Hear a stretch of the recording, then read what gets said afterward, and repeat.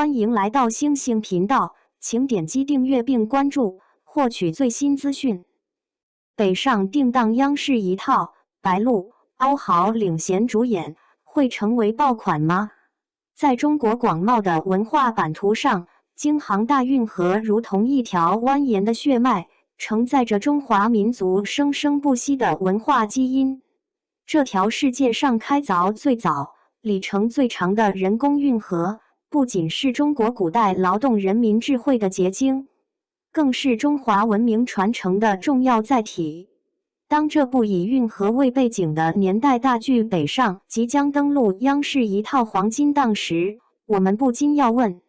这部凝聚了多方心血的作品，能否在这个竞争激烈的影视市场中脱颖而出，成为现象级爆款剧集？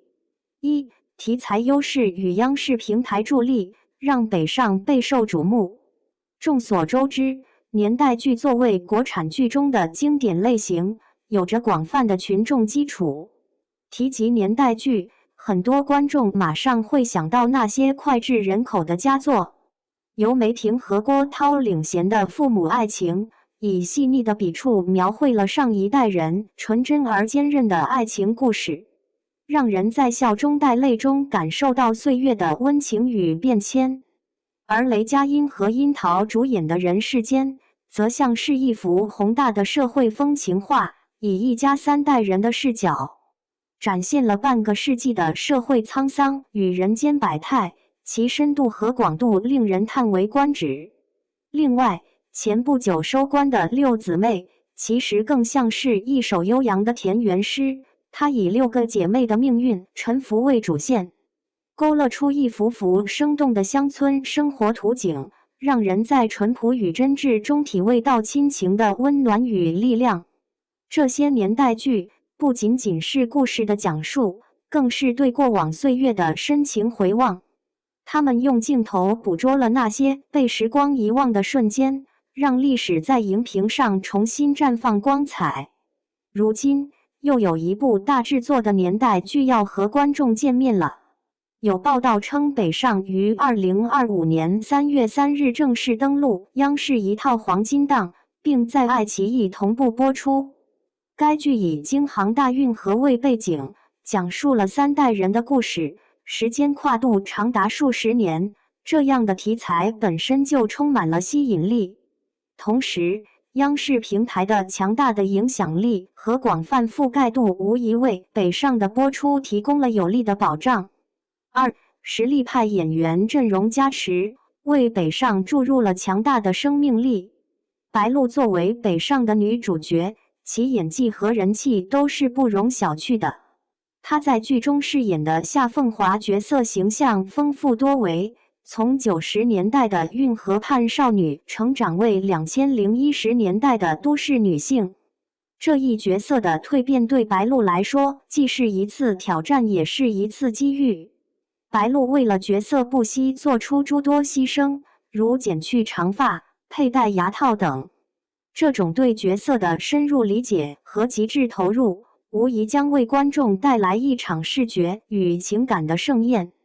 除了白鹿，剧中还汇聚了欧豪、胡军、李乃文、萨日娜、刘敏、涂玲等一众实力派演员。这样的演员阵容不仅保证了剧集的演技水平，也增加了剧集的看点。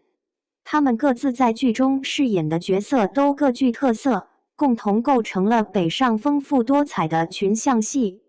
三、导演姚晓峰和编剧赵东玲的强联手，为北上的质量提供了有力的保障。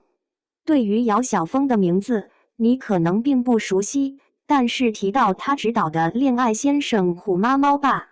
假日暖洋洋》和《追风者》，相信追剧的朋友一定看过。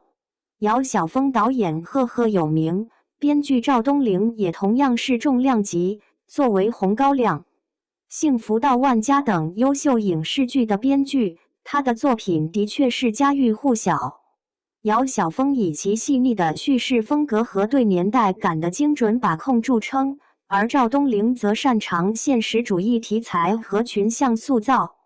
两位幕后精英的携手合作，使得北上在剧情、人物塑造、叙事节奏等方面都达到了较高的水准。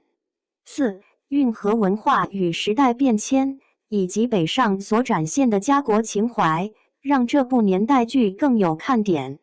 除了汇聚了一众实力派演员与幕后精英构成的强大演员阵容和制作团队，电视剧北上还巧妙地将镜头聚焦于历史悠久的京杭大运河，不仅细腻描绘了运河沿岸那热闹非凡、充满人间烟火气的市井生活，更深刻揭示了随时代浪潮翻涌而来的巨大变迁。尤为值得一提的是，电视剧北上不仅致力于呈现运河沿岸人民在悠悠岁月中积累的生活智慧，更深刻挖掘并颂扬了他们内心深处那份深沉的家国情怀。老一辈守传人那份对传统的执着坚守，与年轻一代北漂者不畏艰难、勇于追梦的奋斗精神，如同运河之水绵延不绝，共同诠释了运河精神的世代传承与发扬光大，激荡起观众心中对于历史、文化与未来的无限感慨与憧憬。5. 尽管优势明显，但北上同样也面临着竞争和挑战。尽管北上具备诸多优势，但也面临着一些挑战。因为运河文化这一题材虽然独特，但可能对部分年轻观众吸引力有限，所以剧情如何做到吸引更广泛的受众，就成了北上口碑发酵的关键。另外，我们也必须看到3月播出的剧集不少，景甜和张晚意主演的《四锦》，聂远和杨蓉领衔的《大河之上》，辛芷蕾和白客共同出演的《人心俱乐部》，都会对北上的收视率构成一定威胁。因此，面对激烈的市场竞争，如何突出自身特色，吸引更多观众的关注，将是北上能否成为爆款的关键。综上所述，北上作为一部年代大剧，不仅拥有题材上的天然优势，还汇聚了实力派演员阵容和强大制作团队。